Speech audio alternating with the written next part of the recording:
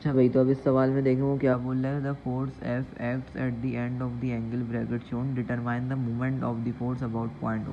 इस पॉइंट ओ के ऊपर हमें मूवमेंट निकालना है। अब यहाँ से जो है ना, मैं ये वाला सवाल इसलिए मैं अपलोड कर रहा हूँ क्योंकि यहाँ से 3D मूवमेंट स्टार्ट हो रहा है, यानी यहाँ से मैं आपकी बेस बनाऊँगा 3D की, सही है ना।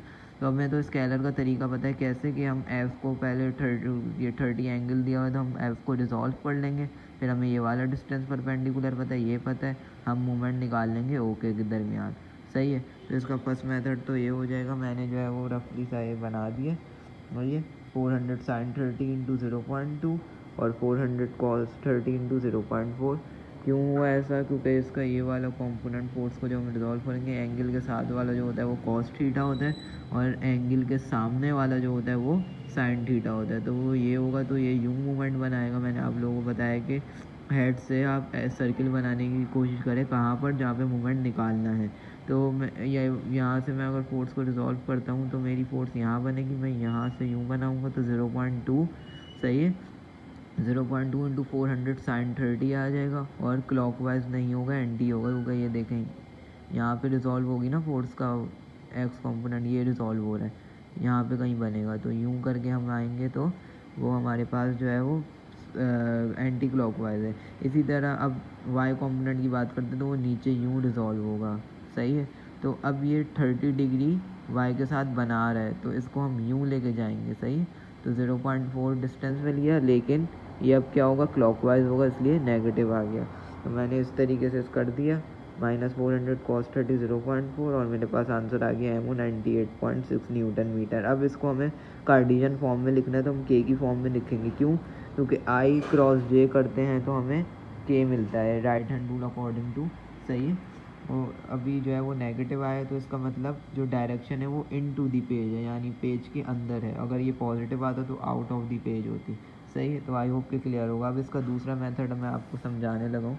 आप देख सकते हैं इसके अंदर जो है हमारे पास, अब मैं क्या करूँगा कि मुझे जो है वो इसके अंदर 0.4 पता है एक्स के अलाउंग है, 0.2 पता है वाई के, वो 0.4 वाई के अलाउंग है, और 0.2 जो है वो वाई के अलाउंग है। तो 0.2 जे और 0.4 आई, तो मेरे पास आर आ गया, सही है।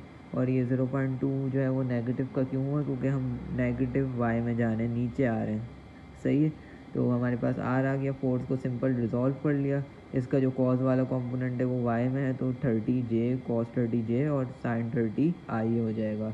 तो एफ मैंने रिजॉल्व कर लिया, आर आ गया। आर क्रॉस एफ मुझे पता है मूवमेंट का फॉर्मूला 3D के अंदर है, 2D के अंदर एफ डॉट डी होता है, और 3D के अंदर आर क्रॉस एफ होता है। तो मैंने आई जे के निकाल लिया, और क्रॉस प्रोडक्ट आप लोगों को पता है कि जैसे मैट्रिसेस में डिटर्मिनेंट निकालते थे हम क्रैमर्स रूल के अंदर, फर्स्ट ईयर का जो आप लोगों को भयानक माजी अगर मैं याद दिलाऊं, तो उसके अंदर आप लोग मूवमेंट जो वो डिटर्मिनेंट था वो कैसे निकालते थे, इसी तरह निकालते थे डिटर्मिनेंट से, जो है ना मैट्रिसेस वाला। तो यही सेम होगा कि मतलब मैं आई के लिए ये वाला रॉ कॉलम छोड़ूंगा, ये वाली रॉ छोड़ूंगा, और ये दोनों ले लूँगा। अब ये ज़ीरो है तो ये पूरा ज़ीरो हो जाएगा। फिर जे के लिए ये छोड़ूंगा, ये छोड़ूंगा, ये ज़ीरो है तो ये भी ज़ीरो हो जाएगा। जो सिर्फ बनेगा वो के वाला बनेगा, ये दोनों मल्टीप्लाई होंगे, ये दोनों मल्टीप्लाई होंगे, और देखें आंसर सेम ही आया। यानी आप मेथड जो है वो ये वाला करें या सेकंड मेथड करें तो आंसर सेम ही आएगा, सही है। तो इसके अंदर तो देखें 2D के अंदर हमारे पास जो है वो स्केलर वाला अच्छा होता है, स्केलर वाला सही होता है, सही है ना। 3D के अंदर वेक्टर एनालिसिस आप जो है वो आसान है, लेकिन 2D के अंदर आप कोशिश करेंगे कि स्केलर एनालिसिस से ही करें, क्योंकि वो ज़्यादा आसान है 2D के अंदर। आई होप कि आप लोगों को क्लियर होगा। So that's all for this video.